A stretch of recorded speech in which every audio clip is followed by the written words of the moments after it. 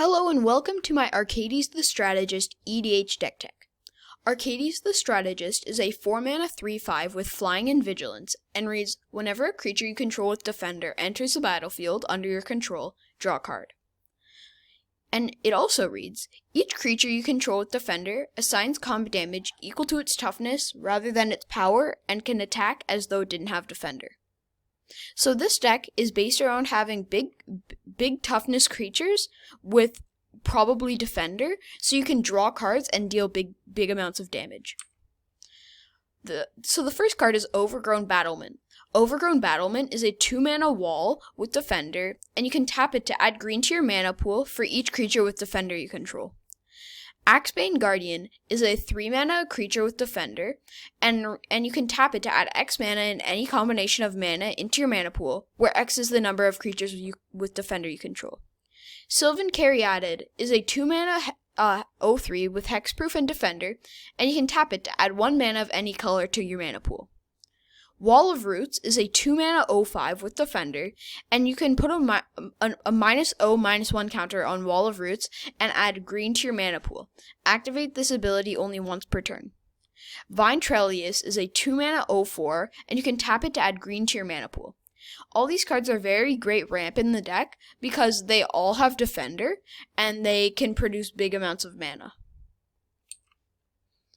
So the next 3 cards are all kind of backup cards just in case if Arcades doesn't work. The first card is Huatli the Sun's Heart. Huatli the Sun's Heart is a 3-mana 7 loyalty planeswalker, which reads each creature you control assigns combat damage equal to its toughness rather than its power. You can also -3 Huatli to gain life equal to the greatest toughness among creatures you control. Assault Formation is a 2-mana enchantment, which reads each creature you control assigns combat damage equal to its toughness rather than its power. And you can also pay green to have target creature with Defender can attack this turn as though it didn't have Defender. You can also pay 3 and to make creatures you control get +0/+1 until end of turn. High Alert is a 3-mana enchantment which reads each creature you control assigns combat damage equal to its toughness rather than its power. And it also reads, creatures you control can attack as though they did not have Defender. You can also pay 4 to untap target creature. These are all great replacements for Arcades just in case if that plan doesn't work.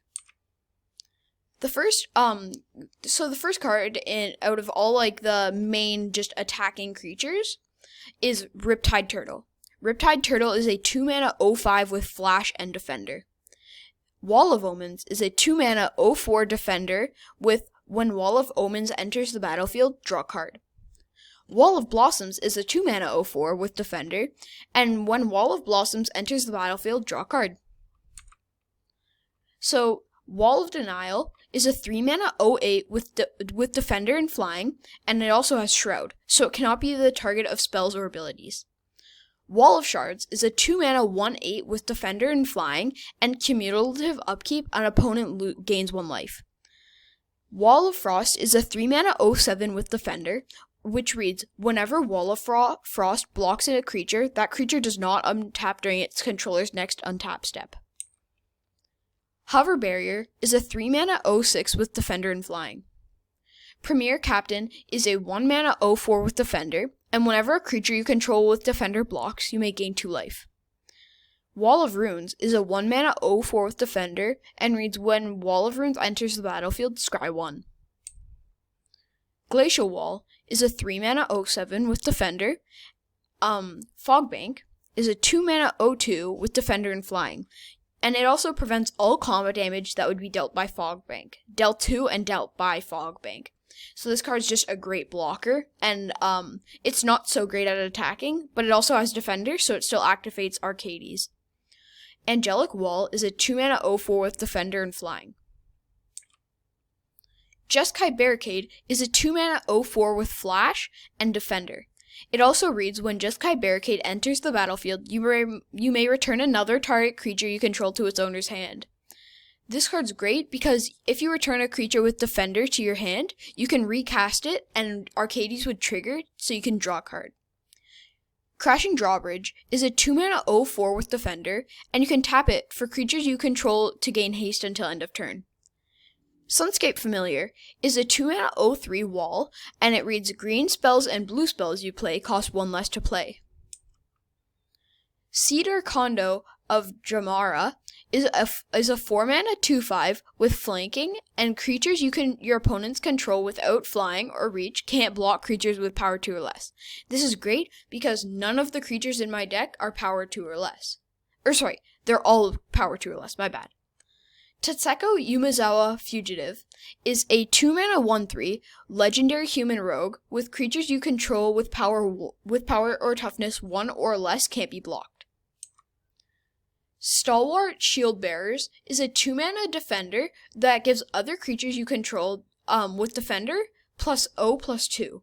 Tower Defense is a 2-mana instant which gives creatures you control +0/+7 until end of turn. Oathsworn Giant is a 6-mana 3/4 which reads creatures you control get +0/+2 in Vigilance.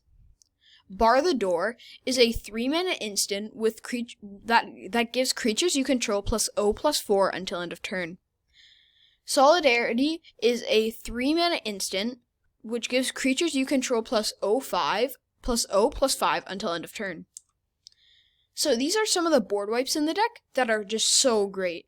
So this is Slaughter the Strong.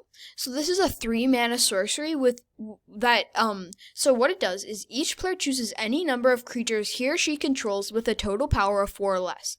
Then sacrifice all other creatures he or she controls.